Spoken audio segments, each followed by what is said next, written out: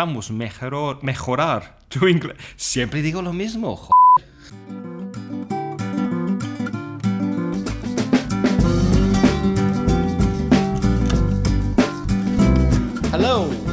Hello everybody. How are you?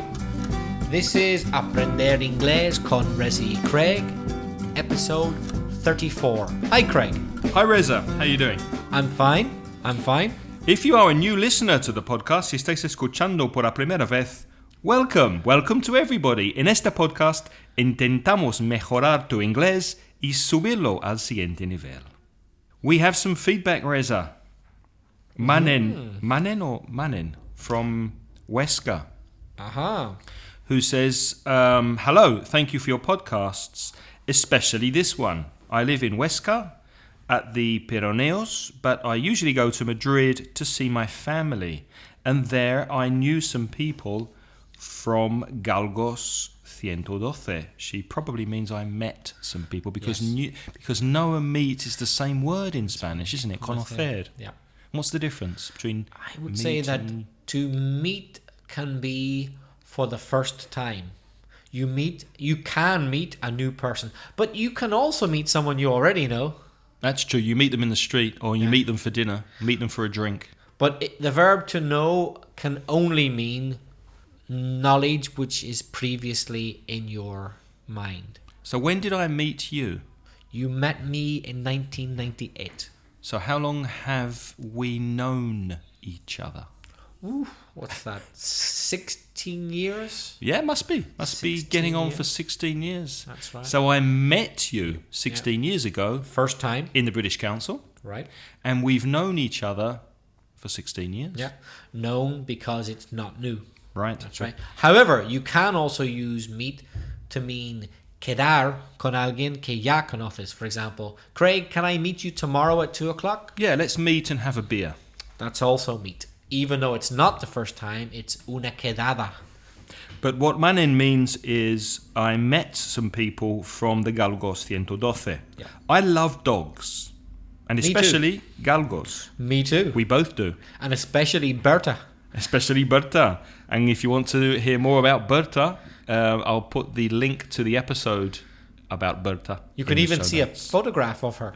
Yeah, it's a photograph of her. She is pretty. How is she, by the way? Did you see her recently? Yes, she's as beautiful as ever. Is she? Yeah. Did she miss you over the summer when you were in Belfast? No. She didn't miss you. She likes me running after her, but she doesn't miss me. Yeah. She's a lady after your own heart. I think they have pity face. No sé si es pretty, bonito, or de pena. No. I think she means pity. I know exactly what she means. De pena. Yeah. Greyhounds, Cara de pena. Galgos, are specialists in looking sorry for themselves. They know how to make you pity them. Saben cómo hacer que sientes pena para ellos. But they're lovely. And they put on that face of, oh, poor me. They're really good at it. All of them. Manning continues, I'm also an IT worker. She works in IT, normally as a teacher. So these episodes have been perfect. Oh, that's an idea. We could do some IT vocabulary. Right, next episode, maybe. Next episode, look at some technical words connected to information technology and technology in general. Besides, you're so funny. I love when you say Spanish words with rrr, like perro. Arriba. I think she's laughing at us, Reza. I love to hear you too when I'm going to run, so I can run without noticing it. So she makes it easier for her to run. I wonder if you can help me with one thing. I say it in Spanish, so maybe you can help me better. ¿Cómo puedo decir voy a intentar leerlo? O voy a intentar escribiros. En general, voy a intentar hacer algo. No. Voy a intentar leerlo. What do you think? I'm going to try to read it. I'm going to try to read it. So intentar is to try. Yeah. And the voy is I'm going to. So it's a future plan or future intention. I'm going to try to read it. Voy a intentar escribiros would be I'm Going to try to write to you. Going to try to write to you. One thing about the grammar, in Spanish they say, voy a intentar, voy. But in English it's not I go. It's I am going. I'm going. It's present continuous in English. And with the contraction, I'm going. I'm going to try to do something. Okay. Thank you so much, and sorry for my English right. It will be my English writing. Yeah. I'm learning step by step, slowly. Well Manin, I think you're doing very, very well. Yeah. And you also live in a beautiful part of Spain. I love Huesca, one of my favourite places. The Pyrenees. Mario J. Flores from Facebook says, "Hi everyone, I need your help. Does anyone can tell me?" Oh, that's an old mistake. It's classic. What do you think? Does plus can, never. Never. Nope. Because can, as we explained in a previous episode, is a modal. Can you remember what episode it was? No, but I will put a link to this episode in the show notes. So if you go to the show notes on inglespodcast.com, you will find a link to the episode where we speak about modal verbs, and you do not have do or does before modal verbs. Which are, for example, can, or could, or will, or might, or may, etc. No do, no does with those verbs. So the correct way to say this, Mario, would be, can anyone tell me? Right. Can anyone tell me what's the official Northern Ireland flag? Because I got confused when I saw that there are two. The one that is the same as the United Kingdom, which will be the Union Jack, it's called, and the green, white and orange. If someone could help me, I'd be very grateful. Thanks. Reza, flags of your homeland. Yes. Oh, Mario. Flags. Well, first of all, I'm from Northern Ireland, so I do know the flag of Northern Ireland. And secondly, we're obsessed with flags in Northern Ireland. There are too many flags in Northern Ireland. Unfortunately, in Northern Ireland, people use flags to show their political or cultural identity, affiliation, to show how they are different to people who have a different flag. And to be honest, some of us wish there were fewer flags in Northern Ireland. But yes, I can certainly tell you the flag. We'll put a link in this episode, but to describe it, it's a red cross on a white background, just like the flag of England. Now, I'm not saying the United Kingdom, I'm saying England.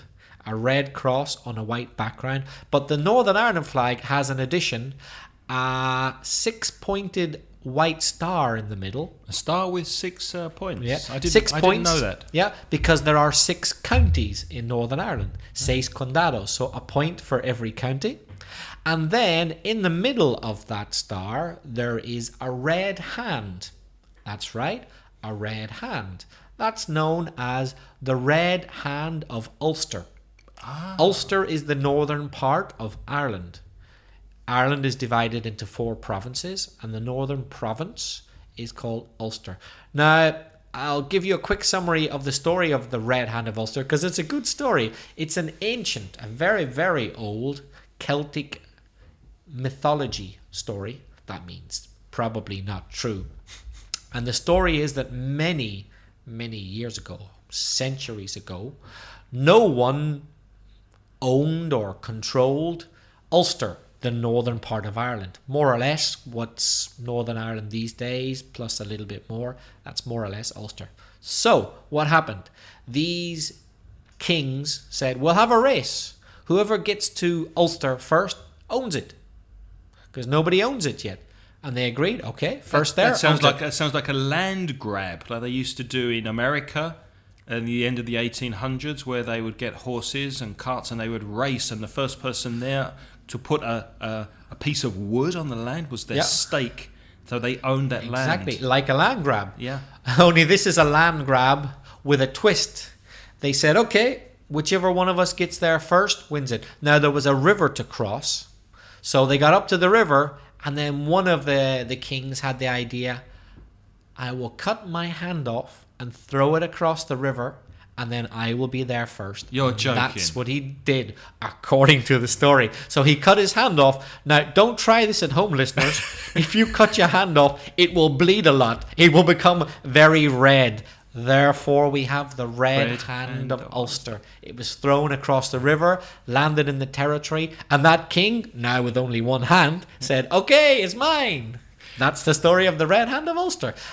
There's one more thing in the flag. Above the red hand in the star, there's a crown.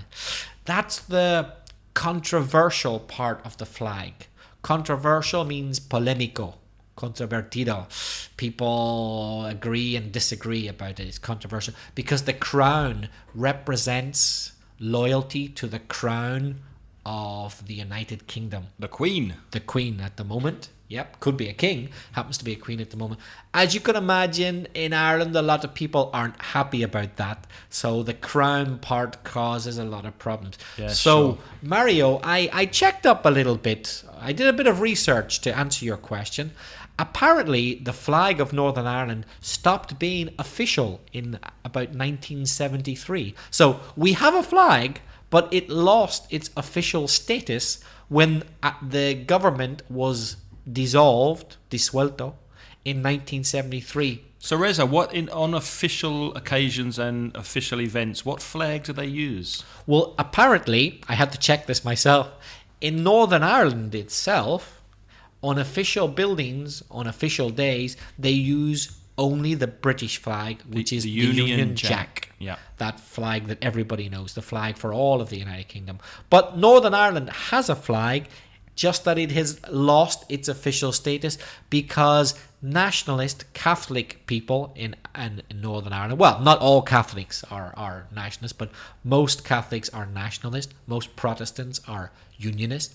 They can't agree on whether Northern Ireland should be in the United Kingdom or not. So for most nationalists, they do not accept this Red Hand of Ulster flag with the crown on it, because they don't accept loyalty to the crown. So it's a controversial flag, controvertido. Well, the Union Jack, the British flag, is also controversial, but nationalists particularly don't like this Northern Ireland flag because they say that Northern Ireland shouldn't be a country. It should be just part of Ireland. And as you pointed out, Mario, the flag of Ireland is green, white, and orange. I hope that answers your question. Can I ask you something before we leave this subject? You know, in September this year, there was a vote in Scotland for independence, and it was quite close, but in the end, the Scottish people voted to stay as part of the United Kingdom. Yes. Do you think they'll ever have a referendum? They'll ever have a vote in Northern Ireland? Most definitely, yes. Mm-hmm. I don't know when. But for sure they will have it. They must sooner or later. And do you think they'll have a similar vote in Catalonia? Ooh, that's a good question. I think they will sooner or later. Again, now I know the Catalans want to have it this year, soon. Yeah. I don't know if that will happen, but I'm sure they'll have it soon. What do you think? Well, I was watching an interview with Artur Mas on television the other day, and he's pushing for it, an early vote. But I'm not sure. I think it's very different from the situation in the UK, and I think the central government in Spain are not very keen on giving a general referendum, a democratic vote. So we'll wait and see. I'm not sure, but it will be very interesting. Before we move on to grammar, one final comment from Pilar, who says, Hola. A mí siempre me dijeron que often se pronuncia often y vosotros habéis dicho often y luego often. ¿Podéis aclarármelo, por favor? Thank you very much, Pilar. Well, thanks for your comment, Pilar. What do you say? Well, first of all, Pilar, can I compliment you on being very observant? She is. Well observed. Very well listened. And they're both correct.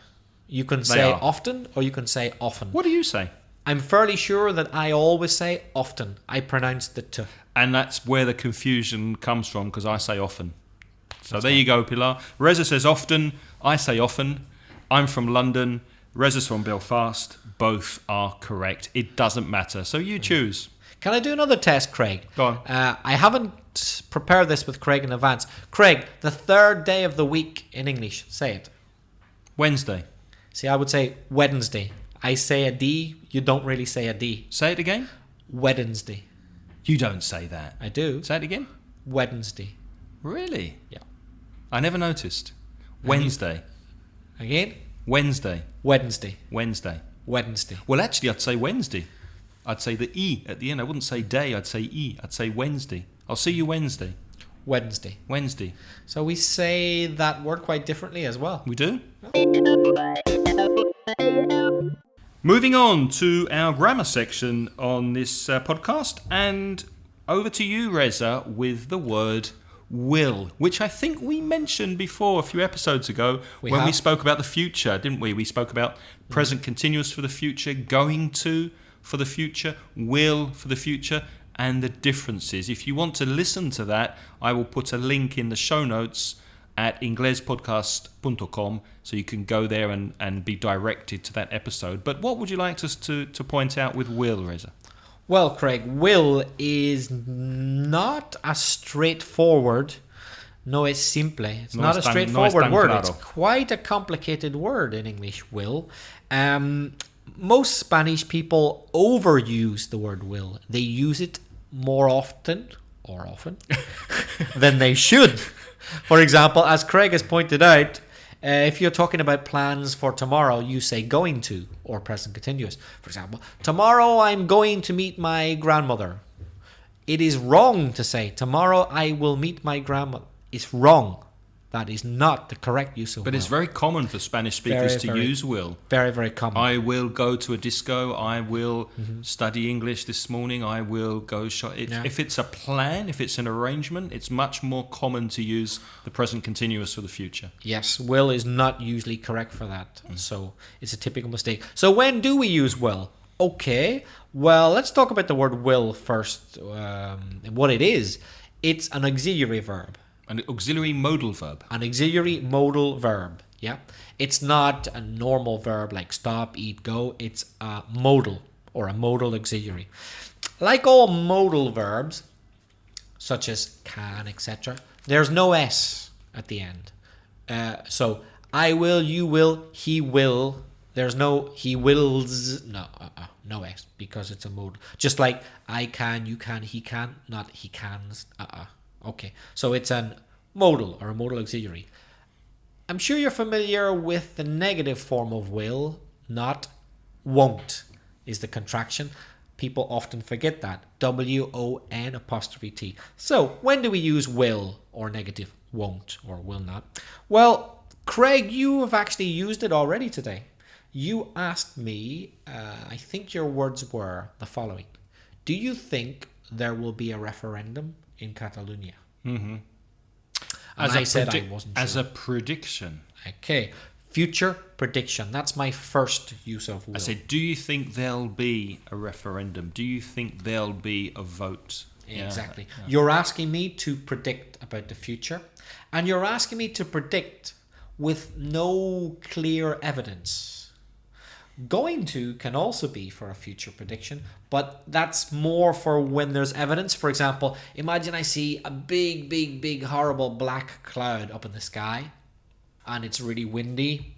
I might say, I think it's going to rain. Look at that cloud. Present evidence for the future. But if I said to you, tomorrow I think it will be sunny, well, I don't really know. I don't really have any evidence. That's my prediction. I think that. I'm less sure. So will can be for a future prediction with no real evidence, whereas going to is a future prediction with evidence. Now, where's the dividing line? When is there evidence? When is it not? Well, that's very ambiguous. It's muy ambiguo. But for example, if you went to a fortune teller, una persona que te va a hacer predicciones sobre el futuro, and she takes out her crystal ball and she looks, she's an old woman and she's looking into her crystal ball and she says, you, Reza, will meet a beautiful, tall, dark lady and you will have many children and you will win the football pools and you will be very rich and live in a lovely house. That's clearly a situation where you're making predictions, so you'd use will. Yeah. Exactly. I'd also say to her, you're a liar. None of this is going to happen to me. But and I will not be paying you. What about predictions for the future sporting events? For example, Craig, who do you think will win the next World Cup? Oh, that's a good question. I think I'll have to pass on that because I really don't know. I think I will have to pass. I think Holland will win. Will have to. Do you think so? Yeah, I really think they will win. Mm-hmm. I don't have that much evidence, but I just kind of have a feeling. I think they'll win. Now, if you were more sure, if you were more convinced that they would win, you could use going to, couldn't you? Yeah. I think Holland are definitely going to win. Yeah, because they've got fantastic goalkeeper, strikers. So even though it is a prediction, you're more sure of the result. So you could use going to. Yeah. So there's a bit of ambiguity between using will or going to for future predictions. It depends how confident you feel about your prediction. Absolutely. So that's one use of will. There are other uses of will. Another use of will is when you want to express certainty, that's certeza, or confidence. For example, imagine I said to you, I'm sure you'll agree, listeners, that Ecuador is a beautiful country. I'm sure you'll agree. You'll agree. You will agree. I used the contraction. You will. I contracted to you'll. Y-O-U apostrophe double L. So W-I-L-L can be shortened to apostrophe double L. Let me repeat. I'm sure you'll agree that Ecuador is beautiful. So I'm sure you'll agree. I'm certain. I'm sure. Certainty, certeza, or confidence. I'm confident that you're going to agree with me. Is that the same use as, for example, if the doorbell rings? If the doorbell rings and I know that at this time is when the postman brings the letters, and I say, that'll be the postman. Precisely. You are certain or confident of that information. Right. That will or that'll. That'll. T-H-A-T apostrophe L-L. For our listeners, that probably sounds strange to say, that'll, but you can, in spoken English and in informal written English, write that'll or say that'll. That'll be the postman. Okay. Here's another use of certainty or confidence. Oh, Mary's really nice. She'll definitely help us. I'm confident of that. She's a good person. She'll definitely help us. I've used the word definitely, and definitely shows, I'm confident. I'm sure of that. And these modifiers are quite common with will. So you could say she'll definitely, she'll probably. Yeah. Yeah. She'll certainly. She'll certainly. Uh-huh. Another one. What about a negative one? She won't marry me. She doesn't love me anymore. Oh, she won't marry me. So there we got a negative. She will not. She won't marry me. She doesn't love me anymore. I'm fairly confident. Her answer's no. She won't marry me. So that's certainty or confidence. She'll regret it. Maybe. Now another use of will is for spontaneous decisions. Not planned decisions. Not planned, spontaneous decisions. I'll open a bottle of wine. Yeah, we just decided just now because you feel like it. Yeah, right now. A decision at the moment of speaking. Exactly. Craig, I've got tea and I've got coffee. Which will you have? I'll have a cup of tea. You'll have a cup of tea. He decided just now. I asked him just now. He didn't know I was going to ask him. It was spontaneous, espontáneo. Not planned. That's will. I will have a cup of tea. I'll have a cup of tea. Or imagine I'm in a restaurant and I say to my friend with me in the restaurant, well, after checking the menu, I think I'll have the fish. Because Craig gave me a menu earlier today and it was fish or fish. So, no, he didn't. That's not true, actually. He gave me a choice of fish or... Fish. Okay. Right. So I think I'll have the fish, Craig. Very good choice, sir. Wonderful choice. So you check a menu which presumably you didn't see before you got to the restaurant, so it's not planned, and then there's a spontaneous decision. I think I'll have the fish and I think I'll have a glass of wine. And then if you change your mind, of course, you'd use the same. So I think I'll have the no, I won't have the fish. Yep. I'll have the steak. Yeah, the negative then won't. Exactly. So that's spontaneous decision. Are there any more uses of will? There are. Will I maybe give one more and then leave it? Good. Or would that be too much information? No, give one more. One more. And then perhaps we could continue with will in the next episode? Yes, we'll do that. We'll do that, okay? That was a spontaneous decision. But let's have one more use of will for, not surprisingly, willingness. Now, you may not, listeners, be familiar with the word willingness. Well, let's break it up. Will. Voluntud. Okay. And then willing. Willing is an adjective. If you are willing, W-I-L-L-I-N-G, if you are willing to do something, tienes voluntad de hacerlo. Willing is an adjective. And if you want to make that into a noun, then it's willingness. Voluntad. So, for willingness, or the opposite, unwillingness, when you don't want to do something, not surprisingly, you use the word will. The clue's in the name, as we say. Willingness uses the word will. So, for example, I won't meet Paul. I hate him. I just will not talk to him. I am unwilling.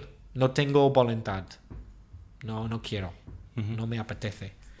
I will not. I won't meet Paul. I hate him. I just will not talk to him. I'm unwilling. Yep. Eso sería contra mi voluntad. Or what about this? Craig, I'm afraid I won't be helping you hoover the flat today.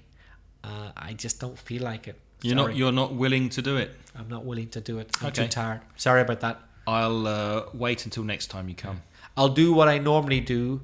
Here's my spontaneous decision. I'll eat the fish, which will be lovely, and then I'll go, I'm afraid I won't help you clean the flat. Okay. Sorry about that. No worries.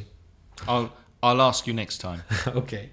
There are a few more uses of will, but I think that's enough for today. I don't want to overload you. So we'll come back to will in another episode. We will indeed. So now that we've decided to do that, then we can say we are going to talk about will in a future episode because now it's a plan. Going to is a plan. It's not spontaneous. Now we have decided it. We have a plan. And planned it for next time. So going to. Yeah.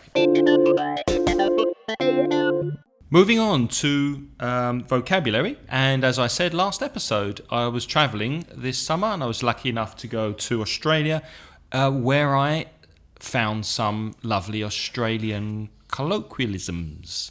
Reza, do you know anything that Australians typically say that's different from British English or American English? I believe that they say as a greeting, como un saludo, g'day. That's right, which is good day, but they contract it to good day, G''day. And as we do in Britain, as tío or amigo, they'd say mate. So it's very common to hear in Australia, g'day mate, g'day mate, how are you, how are you doing?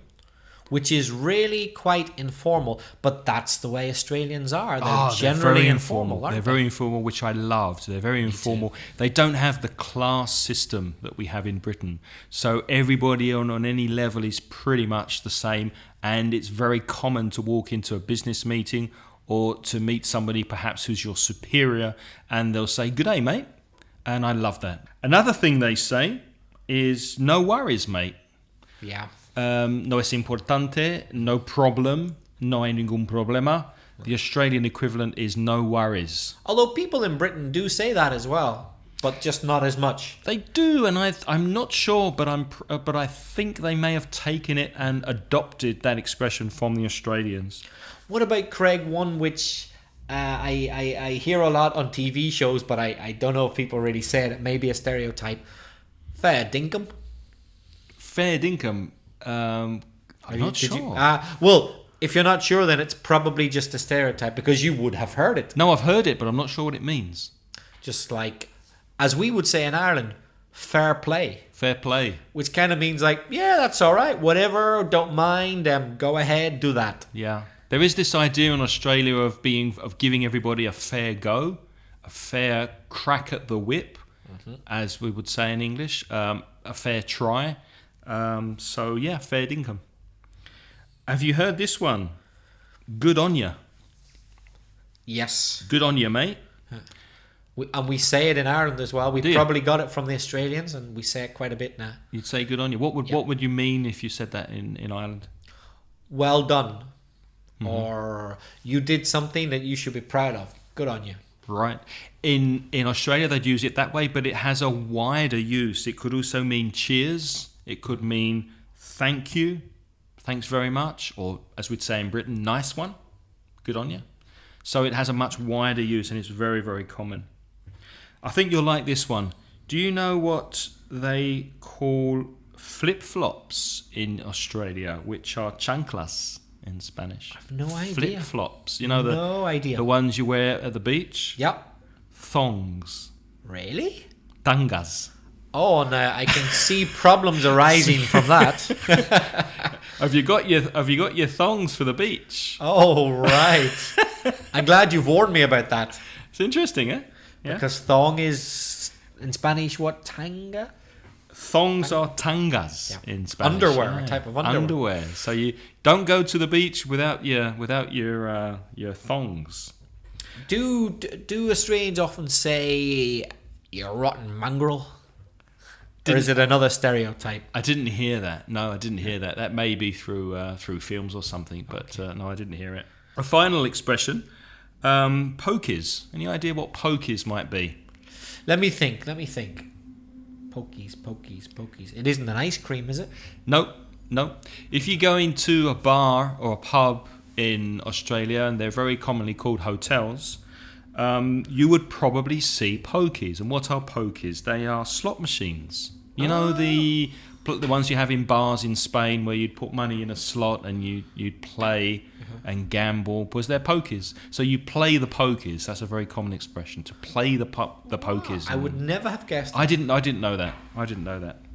Never in a month of Sundays would I have guessed that. Would you believe it? Now, Craig, in Britain, people joke that many Australians are called, either for men, Bruce, and for women, Sheila. Is it true? I didn't hear it, no, but they do call Brits like me Poms. That's for sure, isn't it? Poms. Yeah. Where does it come from? Do you know? Why do Australians call British people Poms? I don't know. I'll have to check. I can't remember. But I was called a Pom on quite a few occasions, and it's not derogatory. It's just what they call us, and it's not a negative name or a negative label. You know, bloody Pom. Hey, you bloody Pom. And British and Irish people would refer to Australians as Aussies. Aussies. And Australia as Oz. Yeah, we're going to Oz. Or Down Under. Down Under, that's right. Because it's way down in the southern hemisphere. And I did check that there the water does go the opposite direction in the sink. Oh, yes. En la pila, pues el agua cae al contrario de aquí. Yeah, tiene algo que ver con la gravedad. Exacto. Something to do with gravity. Yes. North side. Maybe it's the same in places like Argentina, is it? Because they're in the southern hemisphere? It must be, yeah. You've been there as well? But I didn't check in Argentina. But maybe a listener who is in Argentina could tell us which way the water goes down the plug. Yeah. Desagüe. If it goes clockwise. The plug hole. The clockwise or anti-clockwise. Sentido del reloj or sentido contra reloj? Yeah, which way does it go in Argentina? Because here it goes con el reloj, no? It goes clockwise. Here it's clockwise. Moving on to idioms. Do you have any idioms for us this week? I have one. Go ahead. Honesty is the best policy. True. Lo mejor es ser franco. Uh-huh.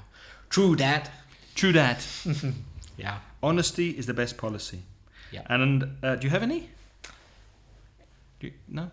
Okay. Honesty is the best policy. No. So no, you don't. No. Ask me again. I do. Do you have any? Do you have one for us this week, Reza? Yes, I do. Like a fish in water. Can you explain that? Well, fish are very happy to be in water. Yeah. They're not at all happy to be out of water because they'll die, right? So if somebody is like a fish in water, they are in a situation which they are very familiar and happy with, like a fish in water. Okay. So if you're very used to doing, so you feel comfortable doing something, you could say, oh, he's like a fish in water when he's playing rugby, for example. Yeah, because he has a lot of experience in rugby. Yeah. I got another one to do with water and animals. Like water off a duck's back. That's a nice one to translate, like isn't it? Water off a duck's back. If you translate it, como agua que sale de la espalda de un pato. Well, like, ¿qué demonios significa eso? What does it mean, Craig? Like water off a duck's back, something that you don't pay attention to, something that doesn't bother you. For example, if you said to me, Craig, your Spanish is really bad, which it is. I've never said that. No, but I know my Spanish is bad, and I'm constantly working on it. It's something I'm working on to improve. But really, it doesn't bother me. I don't care. I know it should be better, but you're not going to feel offended if someone says it. I don't feel offended because I know it's bad. No es un punto débil. No me molesta mucho. So it's water off a duck's back. Because a lot of water comes off a duck's back. That's right. So can you imagine? It's no big deal. No es gran cosa. Absolutely. One more I have. It never rains, but it pours, which is also water. Oh, and we know that very well here in Valencia over the last few days. Llueve sobre mojado. It's been raining here a lot, hasn't it? Last night, it absolutely poured in Valencia. It's true. In Valencia, when it rains, it always does pour. You can feel the individual raindrops, las gotas de lluvia. They're so big. Yeah. You don't get light rain in Valencia. It pours or nothing. And there's been floods in some parts of Spain. Inundaciones in the north of Spain. It's in Barcelona area. It's been really, really bad. Of course, that's because it's the gota fria. That's right. Which is a nice Spanish idiom which describes this time of year in the Levante, Valencia, Murcia, Catalonia area, where because it's the end of the summer and the start of autumn, it pours rain. It doesn't rain a little. It rains a lot. But we wouldn't say a cold drop. No, we can't translate it into English. A cold English. spell? But it's more than that. It's specifically September, October. And it's with rain, isn't it? It's with storms often as well. Because we don't get it in Britain and Ireland, so we can't translate it. Because it rains all the time. Yeah, but it often rains lightly in Britain and Ireland. Yeah, showers and... which you just don't get in Valencia. That's when true. it rains, it pours. But Craig, what's the real meaning of when it rains, it pours? Well, I'll give you an example. I can't believe this, okay? This morning, I had a flat tyre. Pinchazo. Yeah. Tenía pinchazo en el coche. When I went to the garage to fix the tyre, I discovered I didn't have any money. I left my wallet at home. Mm-hmm. And then I couldn't use my credit card because my credit card has expired. Oh. It never rains, but it pours. Lots of bad things happen. Not just one. You know those days you get up out of bed and everything goes badly. You know, you spill your coffee, you forget things when you leave the house, there's traffic jams, everything is constantly bad. So it never rains, it pours. Bad things sometimes come together. I think in Spanish you could say, al que no quiere caldo, se dan dos tazas. Have you heard that? Yeah. Something similar. That's all I can think of. That's all we have for you this episode. So thank you very much for listening. Thank you to you, Reza. And remember, if you want to contact us, you can contact us through the webpage at inglespodcast.com. Send us a message there, or write to us by email and send us a sound file, un mensaje de voz en MP3. And our email addresses are for me, Craig at inglespodcast.com, and Reza at belfastreza@gmail.com. Thanks again for listening, and we'll see you in the next episode. Take care. The music in this podcast is by Pitts. The track is called See You Later, licensed by Creative Commons under a by NC license at ccmixter.org.